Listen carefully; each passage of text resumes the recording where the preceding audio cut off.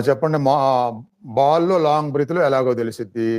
Medium బ్రీత్‌లో ఎలాగో తెలిసిద్ది. Above నార్మల్‌లో ఎలాగో తెలిసిద్ది. నార్మల్‌లో కూడా ఎలాగో తెలిసిద్ది.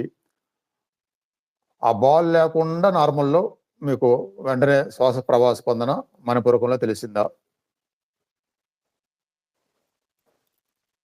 ఇప్పుడు తెలియటం గొప్పే ఉంది. బాల్ పెట్టకుండా ముందాక అడిగినప్పుడు అప్పుడే తెలిసింది ఎలాగో. హ్మ్. కాకపోతే అలా కొత్త వాళ్ళ సాధన కోసం నేను చేయించాను. కొత్త వాళ్ళు అలా బాల్‌తో అవసరమైతే ఒకే చక్ర స్థానంలో బాల్‌తో మీరు 1 వీక్ అయినా సరే చేయాలి ప్రాక్టీస్. 1 వీక్ అయినా కంటిన్యూగా 1 వీక్ అయినా బాల్‌తో చేయాలి. అన్ని రకాల శ్వాసలు తర్వాత నార్మల్‌తో చేస్తే ఎందుకు చేయాలి 1 వీకు? మీ కాన్సంట్రేషన్ పెంచుకోవటానికి. ఆ బాల్ ఉండటం వల్ల అక్కడ ఒక స్థితి తెలిసిద్ది కాబట్టి బాగా తెలిస్తే మనసు అక్కడ పెడతారు కాబట్టి, అక్కడ పెడితే ఏకాగ్రత పెట్టడం అనేది అలవాటైద్ది కాబట్టి అందుకు చేయాలి 1 వీక్ అయినా సరే. అలా ఏకాగ్రత పెంచుకొని